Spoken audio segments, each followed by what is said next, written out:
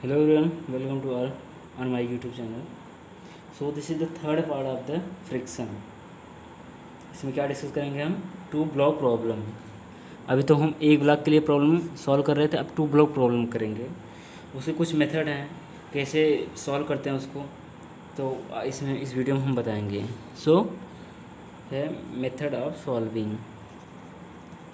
Heading है method of solving. इसमें कुछ स्टेप हैं जो हम इसमें लिखेंगे.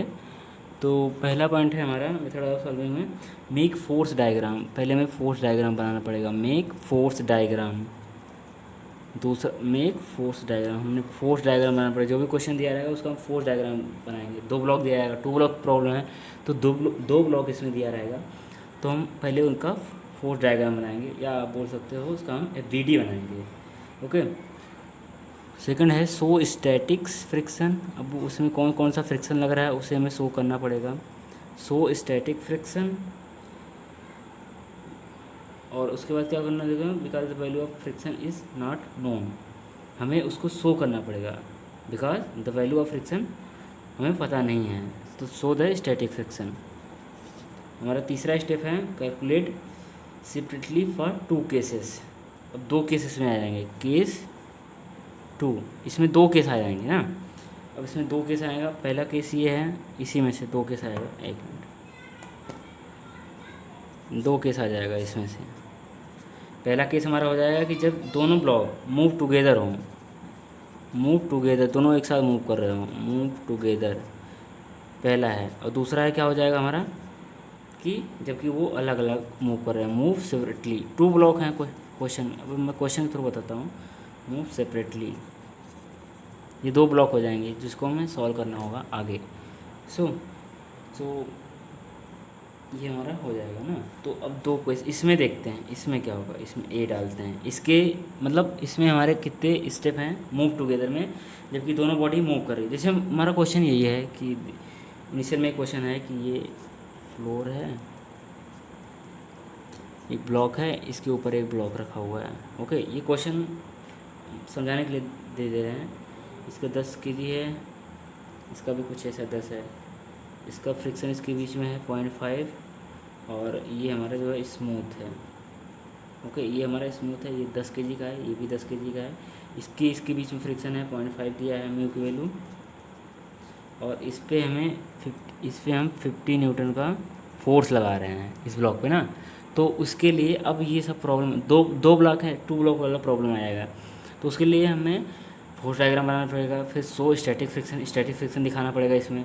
उसके बाद दो केस बनेंगे. मूव टुगेदर, दोनों एक साथ मूव कर रहा है, या मूव सेपरेटली, दोनों. ये ब्लॉक ए, इसको ए दे देते हैं, इसको बी दे देते हैं. पता लगाएंगे कि ए अलग बी अलग, दोनों एक साथ चल रहे हैं कि ए अलग चल रहा है बी अलग चल रहा है. ओके. तो पहले जब हम दोनों एक साथ चल रहे हैं, ए बी एक साथ चल रहे हैं फोर्स 50 न्यूटन लगाने पे, तो उसकी क्या क्या स्टेप हैं. ओके. तो पहला स्टेप है कैलकुलेट एक्सीलरेशन. तो हमें इसमें क्या होता है, पहले एक्सीलरेशन निकालते हैं. मूव टुगेदर वाले केस में एक्सीलरेशन निकालते हैं. उसके बाद क्या है, चेक वैल्यू ऑफ फ्रिक्शन.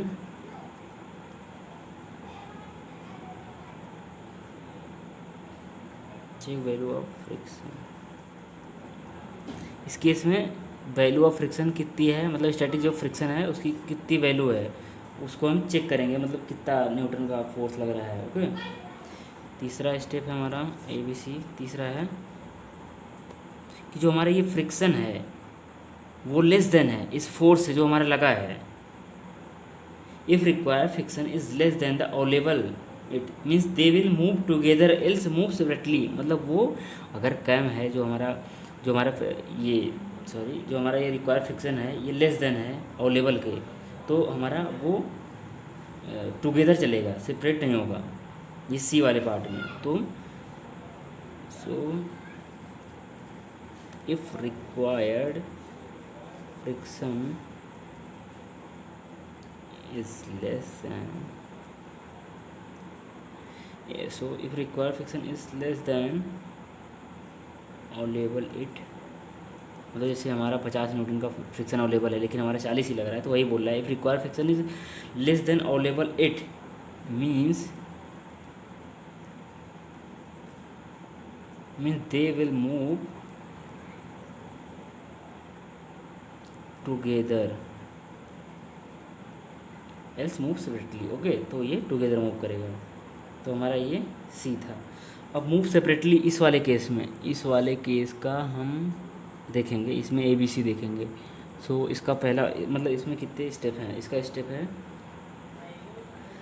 कि क्योंकि ये मूव कर रहा है, मूव सेपरेटली दोनों मूव कर रहा है, तो इसमें काइनेटिक फ्रिक्शन लगेंगे, मतलब इसके बीच में काइनेटिक फ्रिक्शन होंगे ब्लॉक के बीच में ना। तो हम पहले काइनेटिक फ्रिक्शन की वैल्यू निकालेंगे। Find kinetic friction, kinetic friction,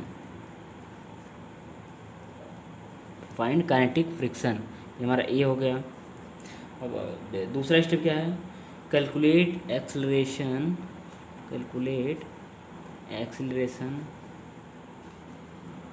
for the, calculate acceleration for the, हमारा जो ये ऊपर वाला ब्लॉक है इसके लिए, इसके मतलब जिस पे लग रहा है फोर्स उसके लिए। Okay, calculate the acceleration for the block ए, क्योंकि इस पर हमारा फोर्स लग रहा है ना यहाँ पे ब्लॉक ए। ओके, सो यही दो स्टेप है इसमें, और हमें पता लगाना पड़ेगा कि काइनेटिक फ्रिक्शन की वैल्यू क्या है और एक्सेलरेशन क्या है। ओके, तो अभी ये सब ऐसे ही देख लो। अभी मैं क्वेश्चन के इसके थ्रू, ये क्वेश्चन जो है इसके थ्रू बहुत अच्छे से समझाऊंगा, फिर समझ में आ जाएगा कि क्या है इसका मतलब। ओके, सो ये क्वेश्चन है हमारा, इसमें दो केस बन रहा है। ओके, ये बगल में ही सॉल्व कर दे, बगल में सॉल्व हो जाएगा, हाँ हो जाएगा बगल में सॉल्व। ये क्वेश्चन है, ये देखिए। अब हमें दो केस लगाएंगे, मूव टुगेदर का और मूव सेपरेटली का, दो केस लगाएंगे। सो मूव टुगेदर का लगाएंगे तो पहले एक्सेलरेशन निकालेंगे। हम मान लेंगे दोनों एक साथ मूव कर रहा है, तो F बराबर एम ए से ए बराबर एफ कितना 50 न्यूटन लग रहा है, और एम दोनों हो जाएगा 10 10 20 हो जाएगा, 10 + 10, तो एक्सेलरेशन की जो वैल्यू आ जाएगी हमारी 2.5 मीटर पर सेकेंड। ये पहला वाला केस है कि मूव टुगेदर हम मानने हैं कि दोनों बॉडी एक साथ चल रही है, जबकि इस पर 50 न्यूटन का फोर्स लग रहा है ब्लॉक ए वाले पे, और ये स्मूथ है। ओके, मतलब फ्रिक्शन इतना नहीं लग पा रहा है कि इसको, इनके बीच में फ्रिक्शन इतना नहीं हो पा रहा है कि ये दोनों एक दूसरे को छोड़ दें, मतलब एक दूसरे रिलेटिव मोशन करें, ऐसा नहीं हो रहा है। हम इस केस में मान रहे हैं कि दोनों एक साथ चल रहा है, तो एक्सेलरेशन हमारा इतना आ गया। अब हमें फ्रिक्शन की वैल्यू निकालनी पड़ेगी, वो भी कौन सी friction, check the value of friction, कौन सी वैल्यू इनके बीच में, क्योंकि एक साथ चल रहा है तो स्टैटिक फ्रिक्शन निकालेंगे। सो एफ की वैल्यू हो जाएगी म्यू इंटू, ऐसे ही देख लेते हैं कि इसकी वैल्यू आ जाएगी हमारी, ऐसा है कि एफ बराबर एम से, तो बी पर, बी जो हमारा है बी है, उस पर कितना फोर्स लगेगा। सो यहाँ से हम देखेंगे कि बी डी पहले बनाएंगे ए का, इस पर 50 न्यूटन फोर्स लग रहा है, इस पर फ्रिक्शन इस डायरेक्शन लग रहा है, क्योंकि फ्रिक्शन जो होता है वो रिलेटिव मोशन का अपोज करता है मोशन का, तो ये इस डायरेक्शन लगेगा और बी पे इस डायरेक्शन लगेगा। तो अभी इस पर एफ मैक्स कितना होगा, म्यू एन के बराबर होगा। सो म्यू एन की वैल्यू अगर हम देखेंगे, म्यू की वैल्यू पुट करेंगे 0.5 और एन की वैल्यू हो जाएगी वहाँ पे 10 × 10 मतलब 100 हो जाएगा, 0.5 × एन × 100 50 न्यूटन हो जाएगा। ये अवेलेबल मैक्सिमम फ्रिक्शन फोर्स है। अब हम ये दोनों का इसका केस लगाएंगे, एक्सेलरेशन निकालेंगे साथ में, और चेक फ्रिक्शन बी पे हम फ्रिक्शन चेक करेंगे कि कितना लग रहा है। तो बी पे फ्रिक्शन होगा 10 × 2.5 means 25 Newton. 25 Newton is require which is less than available friction. 25 Newton जो है इस पर लग रहा है, बी पे फोर्स जो लग रहा है 25 न्यूटन, वो रिक्वायर से लेस देन है, hence they will move together, तो वो एक साथ मूव करेगा। सो एक्सेलरेशन ऑफ ए और एक्सेलरेशन ऑफ बी जो होगा 2.5 मीटर पर सेकेंड होगा। क्यों, क्योंकि जो हमारा ये इस पर 50 न्यूटन का फोर्स लग रहा है, और मैक्सिमम इसके बीच में फ्रिक्शन कितना है, इसके बीच में मैक्सिमम फ्रिक्शन फोर्स कितना होना चाहिए, 50 न्यूटन, सॉरी कितना, हाँ यहाँ से ये यहाँ से 50 न्यूटन का होना चाहिए म्यू, लेकिन लग कितना रहा है बराबर एम से अगर मूव टुगेदर कर रहा है तो 25 न्यूटन लग रहा है इनके बीच में फ्रिक्शन, तो वो चलेगा नहीं, जाहिर सी बात है। तो इनके बीच रिलेटिव मोशन इनके बीच नहीं होगा, तो दोनों एक साथ मूव करेंगे, तो एक्सेलरेशन जो हो जाएगा वो हमारा 2.5 मीटर पर सेकेंड स्क्वायर के बराबर हो जाएगा। Very simple. एक बार फिर से देख लेते हैं कि ये हमारा क्वेश्चन दिया है कि 10 kg का पहला ब्लॉक है, दूसरा भी 10 kg का है, इनके बीच में 0.5 ये दिया है कोएफिशिएंट ऑफ फ्रिक्शन, 50 न्यूटन का फोर्स ए पर लग रहा है। तो सबसे पहले क्या करेंगे हम, मेक अ फोर्स डायग्राम, दूसरा क्या करेंगे, शो स्टैटिक फ्रिक्शन, तीसरा, ये दो केस आ जाएंगे। तो हम इसका ये फोर्स डायग्राम यहाँ पे बनाए हैं। इससे 50 न्यूटन का फोर्स इधर डायरेक्शन लग रहा है, फ्रिक्शन इधर लगेगा क्योंकि वो उसको अपोज करेगा मोशन का, वो आगे जाना चाहेगा, अपोज करेगा उसका। सो उसके बाद क्या होगा कि हाँ, तो उसके बाद ये होगा कि इसका अपोज करेगा, सॉरी। तो बी पे इसका फ्रिक्शन फोर्स का डायरेक्शन इधर साइड होगा, तो एफ मैक्स निकालेंगे, इनके बीच मैक्सिमम फ्रिक्शन फोर्स कितना होगा। तो जाहिर सी बात है कि F X equal to mu into N, mu की वैल्यू 0.5 दिया, एन कितना होगा, एन इसका मास एम जी लगेगा नीचे।